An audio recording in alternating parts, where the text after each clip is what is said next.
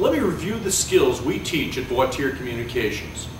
The first skill is the skill called focus. It's looking at one person at one time and delivering a thought. Pause, find another set of eyes, and talk to that person for a thought. And you move around the room in many one-on-ones. When you focus, you as the speaker think more clearly, and you come across as confident and engaging. Next, you want to deliver using your natural energy. What does that mean? It means you want to balance your stance. You want to gesture with your hands up above your waist, your hands open. You want to relax your arms to neutral between thoughts. You want to use your speaking voice north, significantly north of your one-to-one voice. And you want to inflect key words and phrases. When you do that, you come across as being committed to what you're saying. The audience is engaged, and they feel and see your message. Let's now look at the best way to present from PowerPoint. You want to focus and deliver with natural energy. You want to use focus, deliver one thought to one person. You want to point with the left hand and gesture or paint with the right. And you want to balance your stance, gesture, let your hands drop to neutral, use that speaker's voice, and have good inflection and a pace. When delivering your message, use the play-by-play and then color that Al Michaels and John Madden have used for years. Al Michaels first tells you what you see, then John comes along, adds the color, and tells you what it means. So when delivering from PowerPoint slides, look at the screen in silence, capture your thought, find a person in the audience in silence, talk that bullet to one person. Don't talk to the screen. Don't talk before you have someone in focus.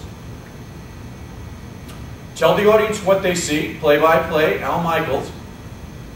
Then tell them what it means, add color, John Madden.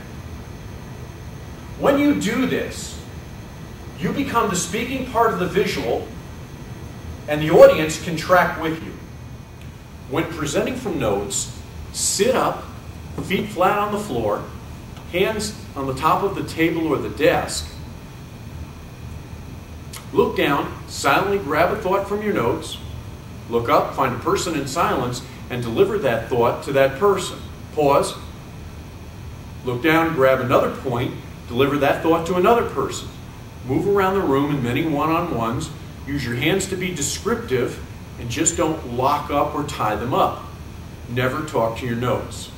Look down, grab the thought, find a set of eyes, deliver one thought to one person. Focus. So what's the best way to present from a speech at a lectern? Well, physical skills, you want to keep your balance. You want to focus on one person, one thought. You don't want to grab the side of the lectern. Put your hands on top. Use your hands on top of the lectern in this space. Now, the problem with a prepared script is that it's typically written in linear form. The solution is to reformat that script in columns. The next step for the speaker is to create thoughts by highlighting certain parts of the script. And then it's like speaking from notes. You look down, you grab a thought, you come out, you deliver that thought to a set of eyes, you pause, find another set of eyes, talk that thought to a set of eyes. Let's see how it works. This is from the Jim Valvano speech at the ESPYs years ago. One of the great speeches, inspirational speeches of our time. And when people say to me, Jim, how do you get through life every day? I tell them there are three things that we should do every day. The first is laugh. You should laugh every day. The second is think. You should spend some time in thought every day. The third is you should have your emotions move you to tears. Tears of sorrow, tears of joy. But think about it. If you laugh, if you think, if you cry, that's a heck of a day. You do that 7 days a week, you're going to have something special. That's how you present from a prepared text effectively. One thought to one person. Here's the key skill we worked on during Q&A. It's rephrasing the question. And what you want to do is identify the issue of the question and then rephrase on the issue. Let's look at an example. If the question was it greed or ignorance which caused you to dump your chemicals into Lake Michigan, there are two options. The first is to challenge the basis of the question, whose chemicals ended up in the lake? The second, assuming they were our chemicals, the rephrasal might be, how did the chemicals end up in the lake? Let's look at another example.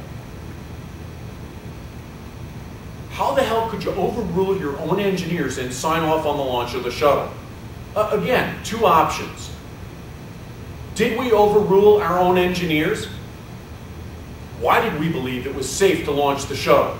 Both options here allow you to move to the second skill of Q&A, and that's the answer, and you want to give a direct answer. So when you rephrase, did we overrule our own engineers? I can move to the direct answer, absolutely not, and here's why I say that.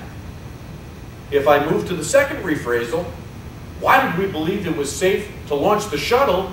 Well, Senator, let me show you the facts we got the morning and the temperatures that were on that fax. You go right to the direct answer and then develop your answer.